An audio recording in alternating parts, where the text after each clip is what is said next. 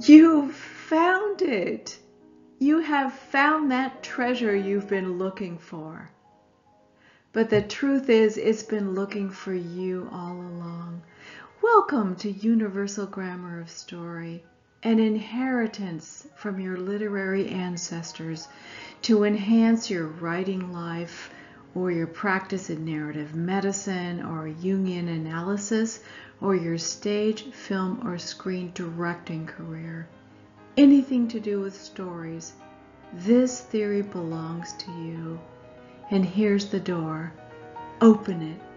It's been waiting for you. This is a 4-part series that looks into the foundation and context for Universal Grammar of Story. We look at what it is that calls us to write, the way we use language in response to that call, and how the very words we use in everyday speech can empower or weaken us as writers.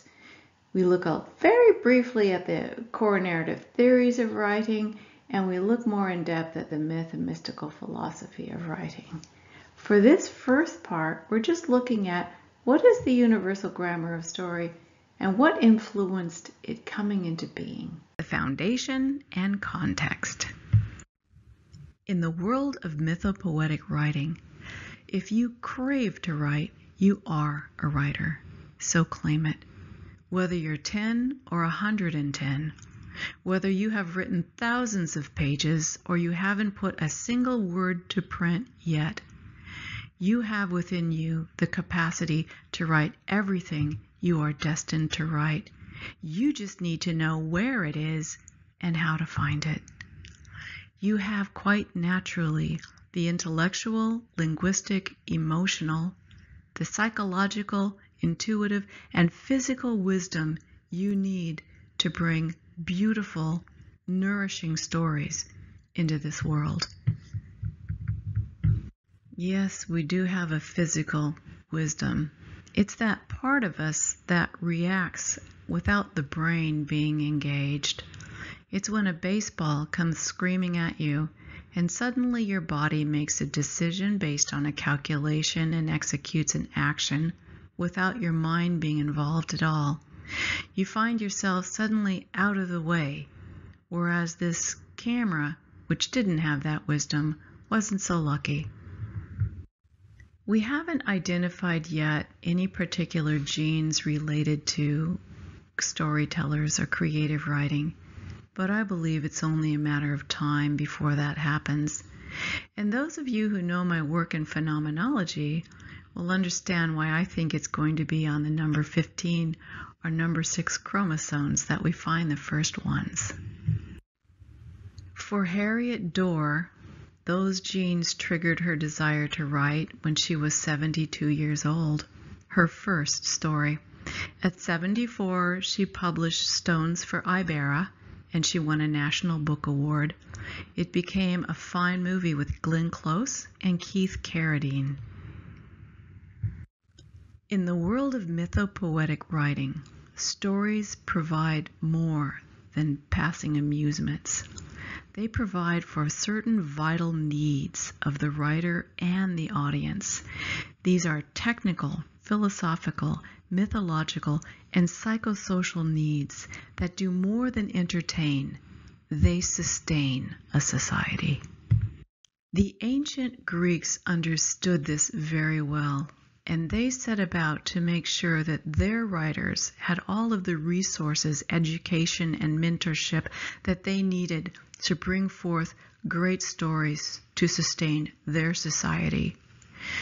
Once a year, they took the best of their writers and they celebrated the triumphs of their stories at the Festival of Dionysus, where at a sacred theater, the great writers competed for one another for the finest stories. These plays were free to the public, but they were more than just plays. Everyone was expected to attend. It was all paid for by the government, who sustained the writers, the actors, the set crew. No tickets had to be bought. It was seen as a religious service, as a way for the community to speak to heaven and receive messages back. I took a group of my own writers to the Theater of Dionysus, where I taught them universal grammar of story, and it was magical what came out of their work being in that amazing place. The ancient Greeks made sure that their writers had mentors to guide and educate them in creating beautiful stories. We don't have that in our time. There are some wonderful graduate programs in writing. There are some brilliant literary salons that nurture writers. And there are writing groups and conferences that people can attend from time to time. But we don't have the lifelong mentors to sculpt and guide us. And so I have taken the great mentors from the ancient world up into the present and gathered them into one place so that you would have a resource to turn to. So who are these guys? Well, I've taken the logic of Aristotle and the metaphysics of Heraclitus, who told us that everything changes into its opposite in time. So think again about that enemy. I've taken the philosophy of Hegel, who took Heraclitus one step further by saying it isn't just things that change into their opposite in time, but it's also ideas. As soon as we make a decision and put it in play in the world, it encounters an exception, and we have to amend the decision to fit the exception, and then it encounters another exception, which we have to amend the decision for. And this continues on through time until at last our great idea turns out to be exactly the opposite of what we had intended. I have taken the beautiful emotion of Kierkegaard, who tried to warn us back in the 1840s that we were moving into an age of advertising where there would no longer be any substance in the world of ideas. I've taken the intuition of Carl Jung, the naughty little devil. We'll have to discipline him a little bit, but his ideas are brilliant and they're so necessary. I've brought the universal scriptures that Aldous Huxley wrote about, the time-space ideas of Albert Einstein, and some of the mythological ideas of Joseph Campbell, his ideas of the hero's journey and such, and we'll have to straighten out Joe a bit as well. Not everyone is perfect. We include in Universal Grammar of Story the beautiful ideas of Robert Bly, because we couldn't call this mythopoetic without him. And we'll throw in a few neuroscientists to boot. I love these ideas, and I was honored to gather them for you. But they aren't enough. They come from a very narrow focus of human life. And to evolve the grammar for the reality of the wider world, to be able to call it universal, I had to make a change. I had to get away from my own culture. I had to get outside of baseball, hot dogs, and apple pie and move into a totally alien terrain. So I went to Kyrgyzstan, along with my husband, who was directing a massive food security program. Now, of course, everyone knows what Kyrgyzstan is, especially my American listeners who remember this well from their geography classes. It is surrounded by Kazakhstan, China, Tajikistan, and Uzbekistan, and it's 70 miles north as the crow flies from Afghanistan, and it's only a few hundred miles from what is considered geographically the most remote place on Earth. But it wasn't altogether foreign to me. I grew up in a cowboy family, and I performed in rodeos and shodeos. I've got a few ribbons to brag about from my childhood. And these are horse people too. But instead of roping cattle, they wrestle over a headless goat at a dead gallop. It's kind of a rugby version of polo. I taught at the American University of Central Asia, in a building that formerly was the headquarters of the Soviet Communist Party. My students were largely Muslim. They had a communist perspective in their education, and they spoke a Turkic language. As a part of my teaching, I was required to teach Marx to Marxists, which I thought was funny, and so did they. We had a lot of good laughs all the way around. This is the world's most liberal Muslim country, where you can see women in short skirts next to women in full abaya and hijab.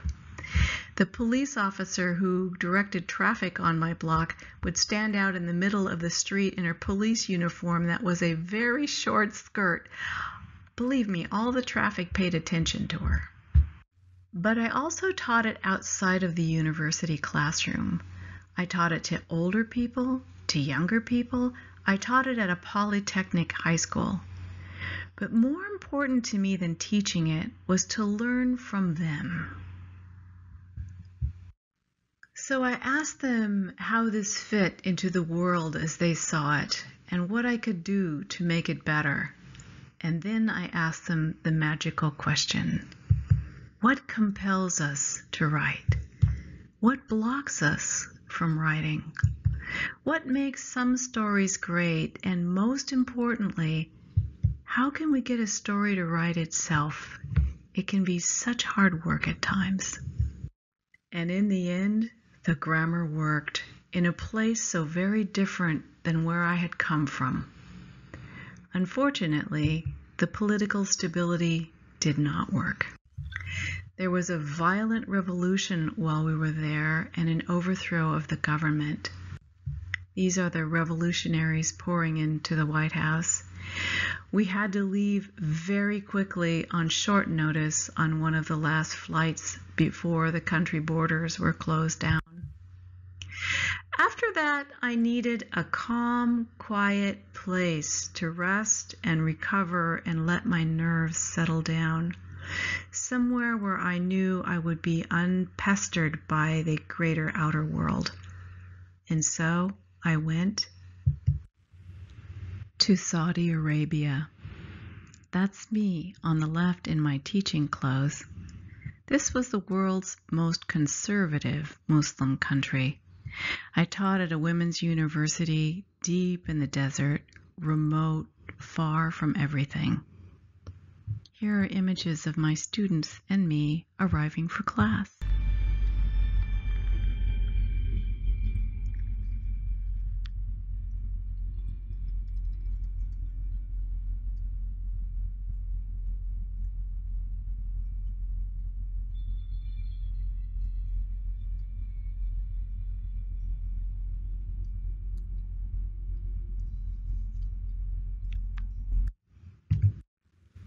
While I didn't see any horses there, I did find something very familiar. The oldest known copy of Aristotle's Poetics is in Arabic, in the Arab world. It had been taken there at the close of the Dark Ages when the Spaniards drove the Muslims and the Jews out of Europe. The scholars of those retreating communities grabbed up the precious manuscripts they could from the ancient Greeks and preserved them for us. And another amazing point of familiarity came in being among the Bedouin women. Their life was very similar to my own, living as a child in a Kentucky clan. But best of all, I found that the grammar worked, and it got even better with their insight and deep wisdom. But unfortunately, the political stability did not work.